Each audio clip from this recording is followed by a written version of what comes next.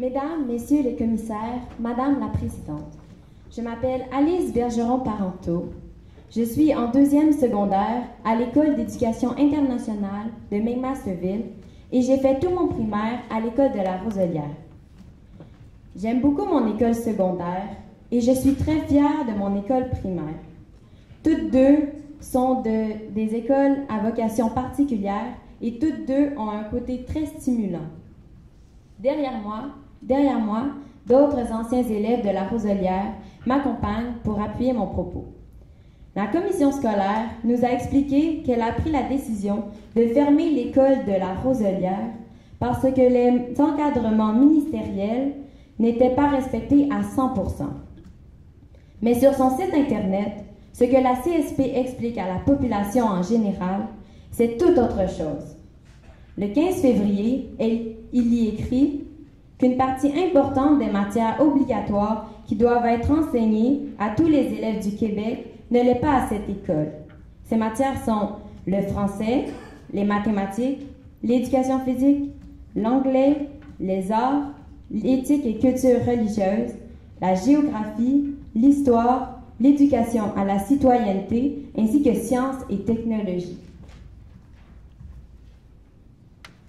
Je crois bien que l'enquête de Mme Nantel n'a pas dû être menée dans l'école où moi je suis allée. Écoutez, quand on parle de parties importantes de toutes les matières, on s'entend que ça laisse pas grand-chose. Mais ça laisse sous-entendre que nous, on n'a à peu près rien appris au primaire. Pourtant, qui d'autre mieux que nous peut juger que ce que nous avons reçu au primaire? Qui d'autre que nous peut constater que si nous étions bien préparés pour l'entrée au secondaire? Pourquoi croire davantage une inspectrice qui a passé seulement 5 jours dans l'école plutôt que des élèves qui y ont passé 6 années de leur vie? L'école de la Roselière existe depuis 16 ans. Si le problème était si majeur, il y a longtemps qu'une sonnette d'alarme aurait retenti dans toute la commission scolaire. Vous en auriez été avisé, c'est sûr. La formulation, une partie importante des matières obligatoires, cela laisse entendre que les élèves de la Roselière n'apprendraient à peu près rien, que nous, les anciens de la Roselière, nous serions des ignares qui auraient débarqué au secondaire, on ne sait pas trop comment, que nos enseignants seraient, eux, des incompétents, que les différentes directions de cette école auraient été tous des incapables et que tous les parents seraient de parfaits irresponsables car ils enverraient leurs enfants dans une pareille école de fous. Pourquoi ces parents, si impliqués dans l'éducation de leurs enfants, les laisseraient-ils dans une école qui les condamnerait inévitablement à l'échec scolaire?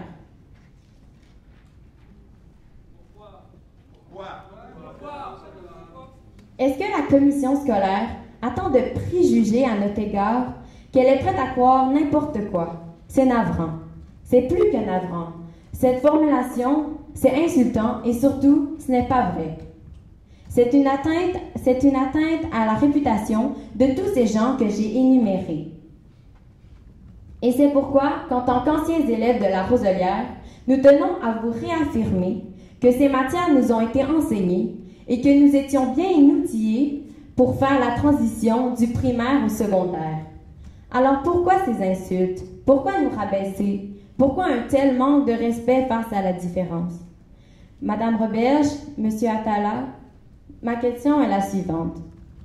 Face à cette atteinte à notre réputation, est-ce que la CSP va rétracter par écrit sur son site Internet les propos diffamatoires qu'elle a tenus à notre endroit?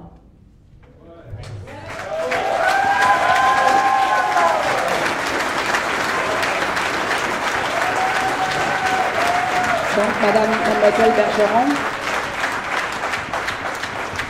c'est votre opinion, ce sont des propos diffamatoires. Comme ça a été dit précédemment, c'était pas un jugement. S'il vous plaît, je peux ne pas répondre aussi. Donc, s'il vous plaît.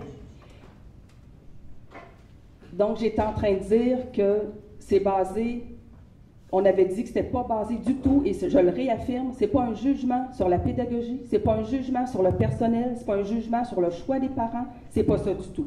On l'a dit plusieurs reprises, c'est notre obligation de s'assurer du respect des différents encadrements que vous avez nommés.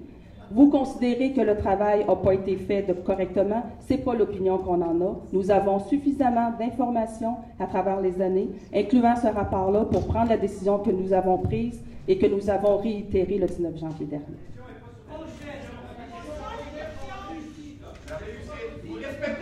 S'il vous plaît. J'entends votre réponse. S'il vous plaît, on se calme.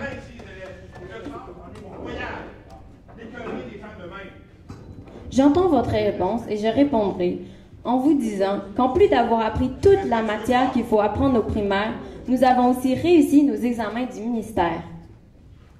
Et on a nos bulletins ici.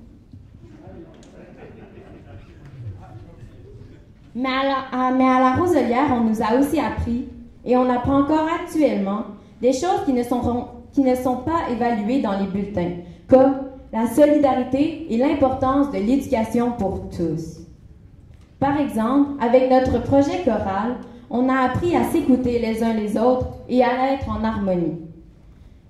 En 2010, suite au tremblement de terre en Haïti, ce projet a abouti à un concert bénéfice présenté devant 450 personnes, récoltant 3 300 $ pour la construction d'une école en Haïti. Je trouve que ces 15 petites heures par année consacrées à ce projet choral ont été bien profitables.